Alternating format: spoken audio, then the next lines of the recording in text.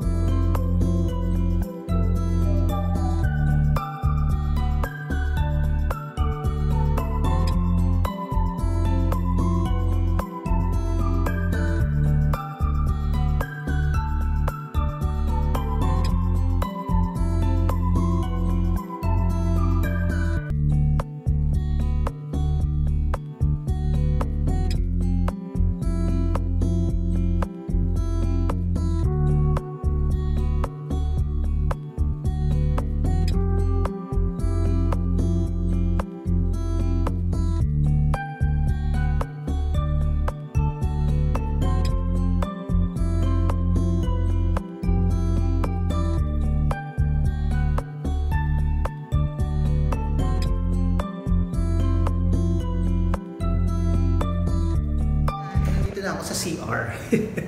Walang tao. Ang tao lang dito yung si ate. Yung naglilinis ng CR and medyo ang lakas ng ulan. Kaya in-enjoy ko na lang muna mag-video sa labas. And then, ang linis ng CR nila nakakatuwa. Amazing! Kasi bago. Sana ma-maintain pa ito ng matagal. So, let's go. Punta sa labas. So ayan, nandito na ako sa loob ng Sky Garden ng MOA. It's just like SM Aura lang naman. So, ang pinagkaiba lang nila is yung SM Aura mas malaki, mas malawak at mas maraming design. Ito kaka-open lang kaya parang nire-renovate pa nila. Hindi ko alam tong mga something awesome is coming na yan, ng mga yan. Yung mga yan. Siguro maganda na rin to after a month or this coming Christmas is maganda na to. It's a good things come to those who wait. O diba? Yun nga yung ibig sabihin nun. Maghintay kayo. Be patient, die. So, nagpunta ako sa Kasi may tatlong ano dito, tatlong pinto ng Sky Garden. So pinakauna, pangalawa ko, hindi mo alam kung saan ka mapapadpad. So napadpad ako dun sa unang pinto dito. Yan, may pintuan dyan. Ang harap niya is ang MOA, yung MOA na logo, tapos merong teddy bear. Amazing! So ayan, akit muna tayo dito. Siguro soon magbubukas na yung pinakataas na yon. Yun yung meron pang pinakataas eh, ayan. Sana magbukas na yan soon. So napakaganda kasi tanaw natin yung mga ano yung mga barko doon. Kung paano nila sakupin ng ano dagat. Ayan. But anyway, ang ganda dito, nakakatuwa, lalo na ang ganda ng punta ko, raining season. Biglang umulan, kaya nakakatuwa naman dito. Enjoy. Kaya then later pupunta naman ako ng Taguig. I will meet my friend. So ito na yung pinakakabuuan ng basa si bakla. Ayun na yung pinakakabuuan ng ng Sky Garden ng MOA. So punta na kayo rito. Ginawa nila ito para sa mga tatambay dito at makiki-wifi. Hindi naman. Ginawa nila to sa mga family. Kasi may yung mga park na medyo malalayo, like Rizal Park, malayo kami doon. Kung taga Las Piñas ka, tapos pupunta ka pa ng layo, dito ka muna lang sa park dito ng MOA, ng Sky Garden, nang ma-feel mo naman ang hangin dito na galing sa Taal. Hindi naman, joke lang. So ayan, medyo umihina na yung ulan. Nakakatuwa naman dito, na-enjoy ko naman. Hindi lang ako makakapagpa-picture kasi walang magpipicture sa akin, nakakahiya. Then ano pa ba? Maraming nagvi-video, maraming Gen Z, maraming tambay, maraming family, mga nagpipiknik dyan. Go na kayo dito at palipas kayo ng oras dito. Kahit hindi naka-aircon, maganda rito sa Sky Garden ng MOA.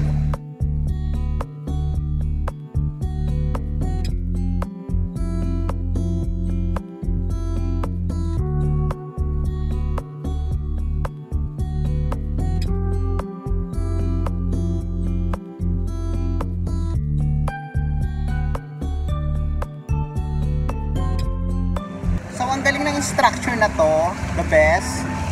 Parang wishing well siya sa baba, papunta dito sa parang yung tubig doon sa taas, papunta dito sa baba. Pag umuulan. Pero ang galing, the best yung pagkakagawa na to. Kasi parang ito yung tubig na to nagiging use para sa fountain. Love it. So, let's go, upo muna tayo, basa na ako. 2,000 years later.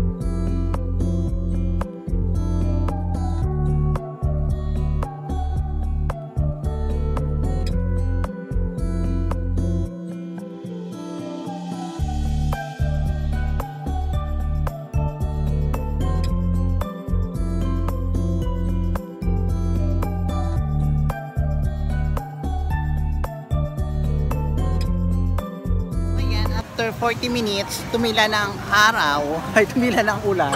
And then also pumunta ko dito ulit para tingnan ko yung gaano kadami ang tao ngayon. Parang ang konti ng tao ngayon, yung last time na nakita ko sa video, ang dami-daming tao. Oh, no! So ayan, Sana natuwa kayo sa konti kong video, mga ka-dirty. Thank you so much for watching. Sana nabaybay ko kayo sa Sky Garden ng MOA. Ayan. So, uwi na ako at punta pa ako ng Green Hills. At may imimik pa ako doon. And also, thank you so much mga ka-dirty for watching. Bye!